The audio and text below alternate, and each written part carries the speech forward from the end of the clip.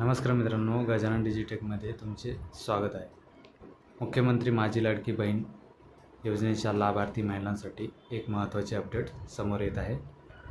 ज्या महिलांना KYC पूर्ण न केल्यामुळे हप्त्यांचे पैसे मिळाले नाहीत, त्यांनी घाबरण्याची किंवा काळजी करण्याची गरज नाही. कारण अशा लाभार्थ्यांना पुन्हा एकदा KYC करण्याची संधी मिळणार आहे, अशी चर्चा आणि माहिती समोर येत आहे. अनेक महिलांचे आधार लिंक नसणे, बँक खाते पडताळणी प्रलंबित असणे किंवा KYC अपूर्ण असणे यामुळे हप्ते थांबले असल्याचे दिसून आले आहे. त्यामुळे जर तुमचे पैसे आले नसतील तर सर्वप्रथम तुमचे आधार कार्ड, बँक खाते आणि KYC तपशील तपासून घ्या. या व्हिडिओमध्ये आपण पाहणार आहोत KYC का महत्त्वाचे आहे, पैसे न आल्यास काय करावे, पुन्हा KYC करण्याची संधी मिळाल्यास प्रक्रिया काय असेल, कोणती कागदपत्रे लागतील आणि 2026 मधील नवीन अपडेट्स काय आहे. आपल्या महाराष्ट्र राज्याच्या महिला व बालविकास मंत्री आदितीताई तटकरे आणि महाराष्ट्र राज्याचे मुख्यमंत्री देवेंद्रजी फडणवीस मुख्यमंत्री माझी लाडकी बहीण योजना ह्या योजनेबद्दल काय सांगत आहे ते आपण पुढच्या व्हिडिओमध्ये बघूया. चला तर मग व्हिडिओला सुरुवात करूया.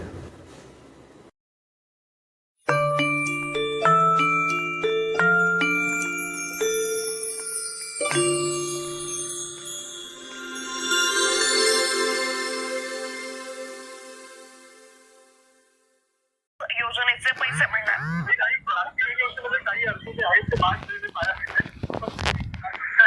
अर्ज पास झालेले नाहीये. खरं तर महायुतीची एक सर्वात महत्वाकांक्षी योजना म्हणजे मुख्यमंत्री माझी लाडकी बहीण योजना आहे.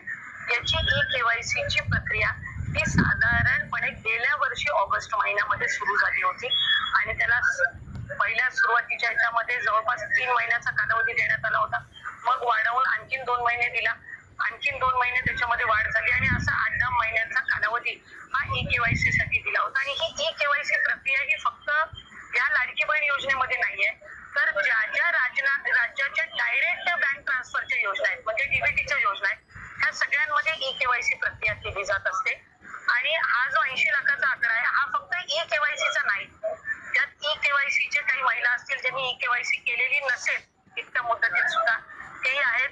काही आम्हाला गेल्या 10-10.5 महिन्यापासून आम्ही एक IT विभागाचा इन्कम टॅक्सचा आम्ही जो आकडा ज्यांचं उत्पन्न 2.5 लाखापेक्षा जास्ती आहे हा डेटा जो आहे हा आम्ही त्या ठिकाणी मागवलेला होता.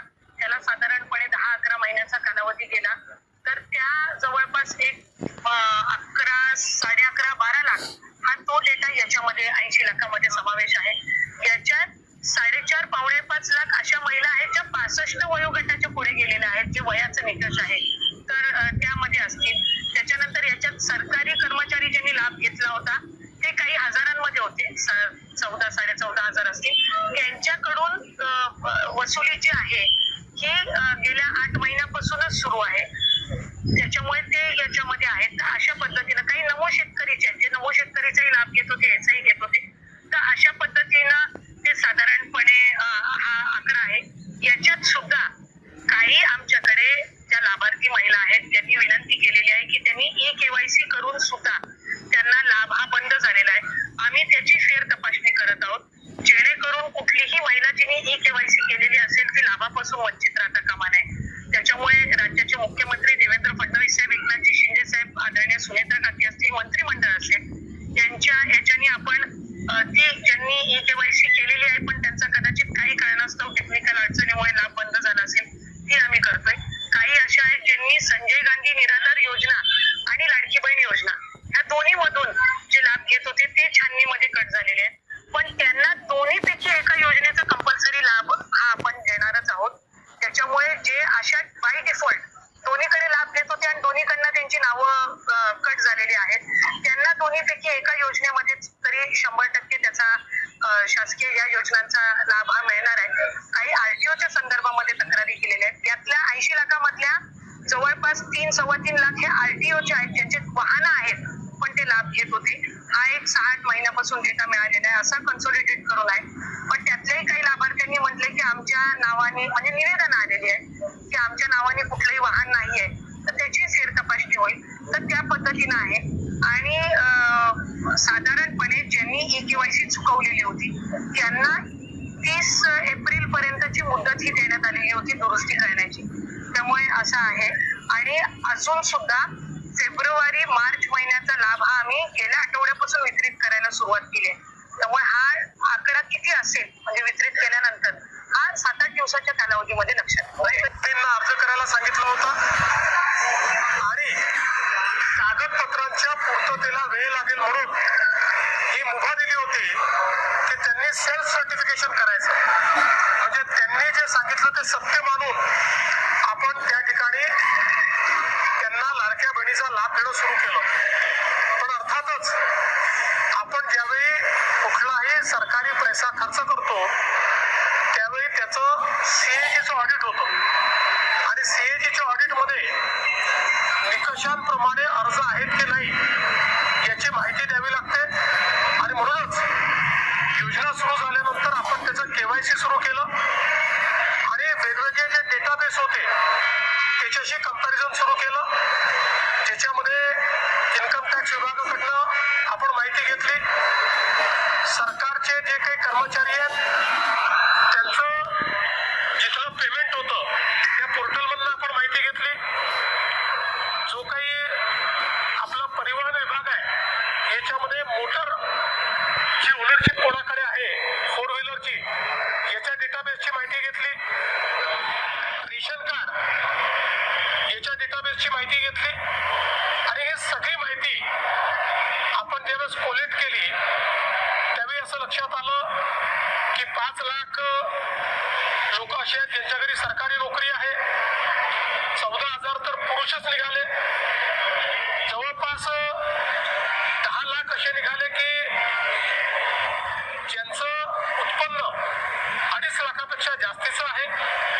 अशा वेगवेगळ्या डेटाबेसमध्ये जे लोक अपात्र झाले त्यांना आपण अपात्र केलेलं आहे. त्यासोबत आपण हे सांगितलं होतं KYC करून घ्या, म्हणजे जी काही माहिती तुम्ही सादर केलेली आहे ती आतापर्यंत सत्य मानण्यात आली, आता त्याचे कागदपत्र द्या. पण मोठ्या प्रमाणात KYC झाली नाही. आता एक गोष्ट आपण लक्षात घ्या की ज्यांना अर्ज करता येतो, सेल्फ सर्टिफिकेशन करता येतं, त्यांना KYC करता येत नाही असं मानणं काही योग्य नाही. पण जवळपास 9 महिने सातत्याने पाठपुरावा केल्यानंतरही ज्यांनी KYC केली नाही ते अर्थातच कुठल्या तरी एखादा निकष पार पाडत नाही म्हणून त्यांनी KYC केली नाही. आणि म्हणून हे जे काही आता या ठिकाणी जवळपास जे काही तुम्ही सांगितलं 60 लाख 80 लाख जो काही आकडा तुम्ही दिलेला असेल तर ते लोक या योजनेच्या पात्रतेचे निकष हे पूर्ण करताना दिसत नाही. जवळपास 1,70,00,000 महिला, थोडं आकडा कमी अधिक असेल 3-4 हजार, पण 1,70,00,000 महिला ज्या आहेत या निकष पूर्ण पार करतात. त्यांची KYC झालेली आहे. त्यामुळे त्यांना लाडक्या बहिणीचे पैसे मिळतच राहतील. ज्यांनी KYC केली नाही त्यांना आता आम्ही पैसे देणार नाही, पण त्यांनी दिलेले पैसे आम्ही त्यांना दिलेले पैसे आम्ही वसुली करणार नाही. मात्र 14,000 ज्या पुरुषांनी पैसे घेतलेले आहेत त्यांच्याकडनं मात्र पैसे हे वसूल केले जातील. त्यामुळे नीट सायंटिफिक प्रोसेसने या सगळ्या गोष्टी केल्या आहेत. आणि आजही यांच्यापैकी कोणी जर KYC करणार असेल तर आम्ही विंडो ओपन करायला तयार आहोत आणि त्यांना लाभ द्यायला तयार आहोत. आजही ज्यावेळेस आपण जेवढ्या लाडक्या बहिणींना लाभ देतो देशातल्या कुठल्याही योजनेपेक्षा आजही सर्वात मोठी योजना ही महाराष्ट्राची आहे. आजही देशामध्ये एवढा लाभ हे